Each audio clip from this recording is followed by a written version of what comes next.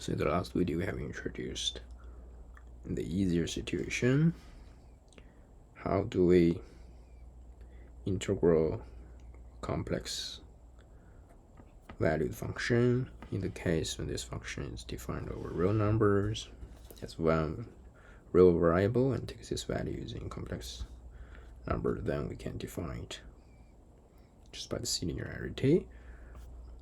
Define the integral in its real part and imaginary part. Then we discuss something, for example, some properties of the integral like the linearity, the fundamental theorem of calculus in the complex version. And we discuss that take the modulus and do the integral is bigger or equal than you do the integral and take the modulus. Now let's come back to the more important question, which is the integration of complex valued functions or complex variable. So defined over complex numbers and take complex values. How do you define integral like this with the complex variable?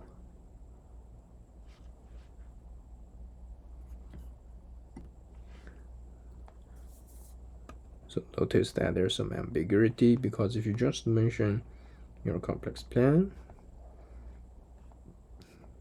you want to integral from z0 to z1.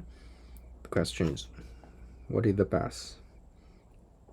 Right? Because as you could imagine, this probably would depend on what is your path. And the way we do it is that we have to introduce some more notation, what is called parametrized curve. So this parametrized curve is very similar as in algebra topology, how you define a path. But we have, we're in this complex setting, so let me put the definition. Parametrized curve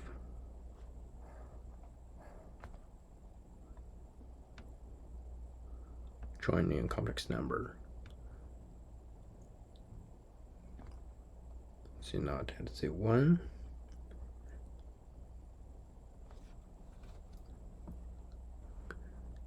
is a continuous function.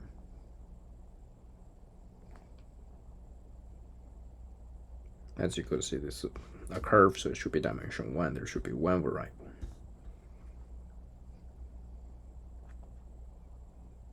So let's use z to denote this function, continuous function. Define on some interval t0 to d1, take complex value such that z0 equals z0 and z1 equals z1. So it is when your parameter t goes from t0 to t1, it goes from the left endpoint z0 to the right endpoint z1. This, so in algebra topology, we take this integral to be 0, 1, right? Call it a path required to be continuous map. So this is a very similar situation, except that the values we're taking is not on topological space, no, okay, not on general topological space, but in the complex numbers. So recall that this continuous could be factorized, could be decomposed into saying that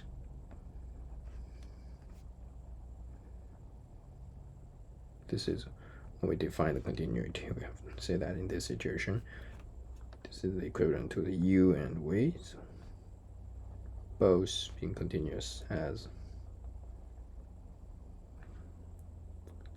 a function defined from R to R, right?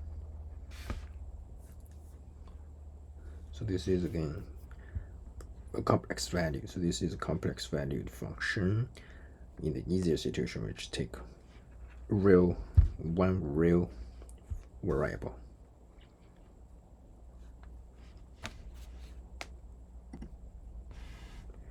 And so more precisely, so z is parametrized curve joining the naught and the 1. So this is then equivalent to, firstly, you have u t continuous function defined on t0 t naught t1 such that u t naught equals, so suppose this is x naught I y naught, x1 I y1, so this should connecting x naught and x1. Similarly, this is continuous such that we t naught is y1 and my t1 is, sorry, this is y naught y1. Right.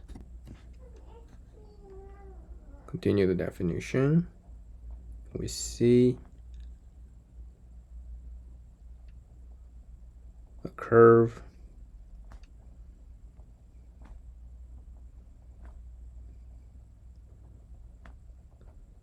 take real values, take real numbers, give complex values, is smooth if the velocity or its differentiation, its derivative. So again, this is a function from t0 t1 to complex number is continuous.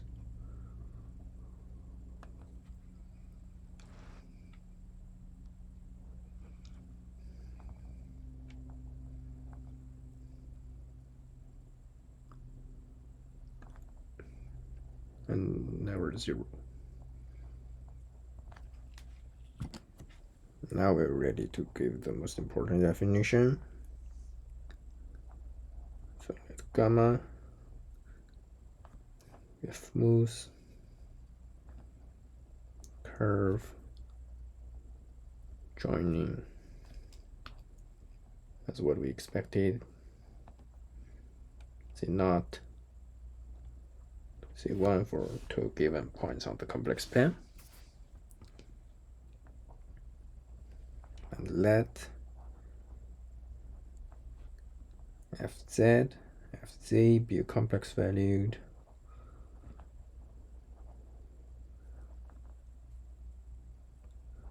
function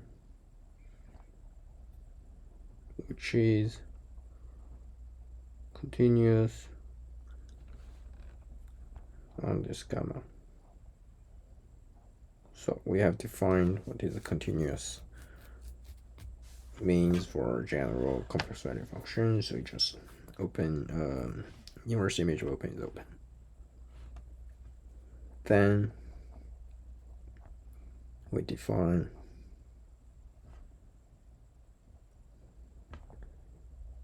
the integral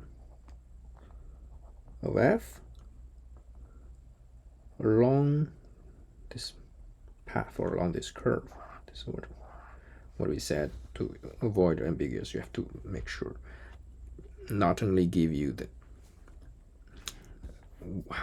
upper bound, lower bound of your, or the two ends of your integral. Yeah, you did that in your calculus course. It's because you're always integrating the complex number, and so it's just the interval, no other choice. But on the complex plan, connecting 2 points, there could be many different choices of paths, and you have to make precise what is your connecting curve. And we call this gamma. Then this is denoted gamma fz by, you still translate or reduce it to the integral of real value functions.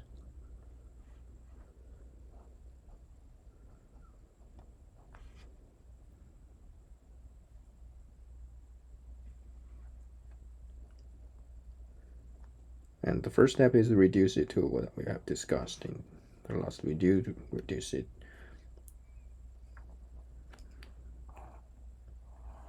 or scene reducer, we define it using what we know, which is complex value function, but with one free variable, with one real variable t. And so this is again, t is taken value on interval t0, t1. And we have encoded that path, that curve gamma inside this expression.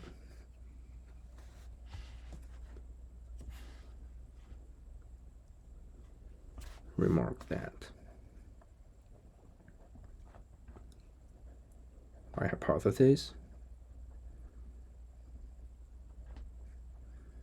the integrand fz of t and the velocity of zt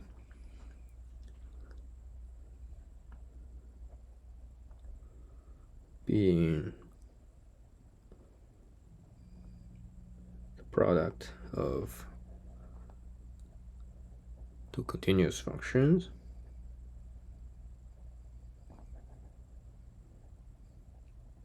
so this is what it means to be, this is another way to say what it means to be continuous on gamma, right? So this is continuous, and this is by definition what is called to be a smooth curve. And so this is a continuous function, and so again, this is a continuous function as I will remark in the last video. You have complex valued with one real variable.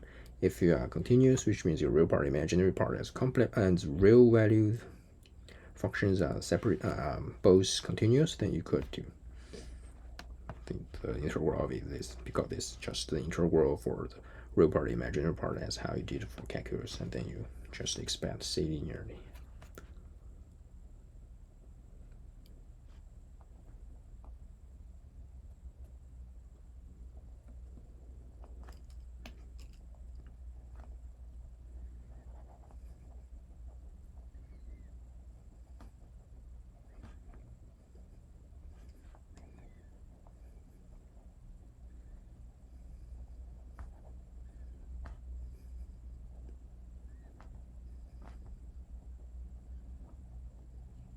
Integral.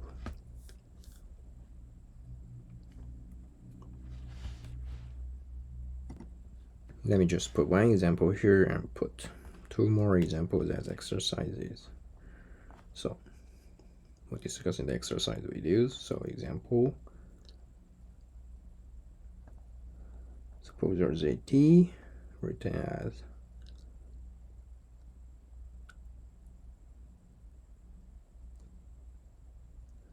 t plus it at the given curve.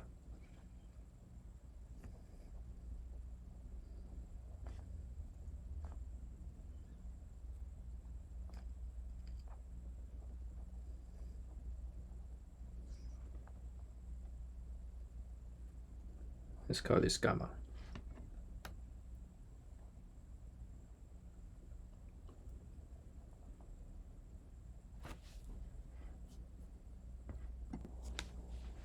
Our f z is defined to be the real part of z square plus I times the imaginary part of z square. So in this case, this is our real part of z, imaginary part of z, so this is t squared plus I times t squared. And then let's also compute this velocity 1 plus I, because this is just compute the derivative for real functions and then expand C linearly. And then now are we ready to compute with this integration? So this is connecting. So basically we could draw the path. T goes from 0 to 1, this goes from 0 to 1 plus I. Let's see, this is 1 plus I. And this is your path gamma, right? And though you want to integrate your fz. And though by our definition, this is from 0 to 1, t squared plus it squared, and then the velocity zt dt, just changing variable, but that's our definition. Okay, when we define this complex integral, we're using complex integral with real variable, and so this is times 1 plus I dt. This is just 1 t squared 1 plus I squared dt. So this 1 plus I squared is nothing to do with integral, so it's 1 plus 2I minus 1. Outside we have t squared dt, and so this is just 2I times 1 over 3t cubed 0 to 1, and so finally this 2I over 3.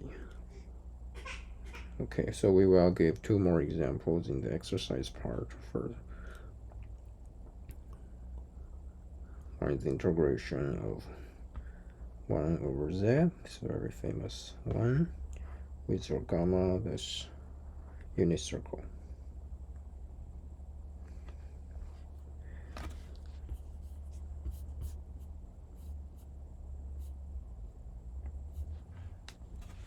And then we will also do integration of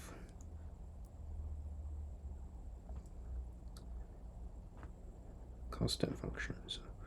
Fz equals constant function, and for gamma sum given zt again from 0 1 to complex number. And we will show that this does not depend on gamma, which means it's totally determined by its endpoints. So this is very different as how your intuition might tell you about integration of a curve. If you are thinking this tells you the length, then this is not the case for the complex.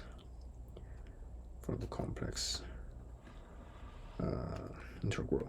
And also here I'm seeing integral over the unit circle, but instead if your radius is r, then this also does not depend on what is the radius, but we require, of course, it's not 0. Okay, this is again, if you are feeling this should depends on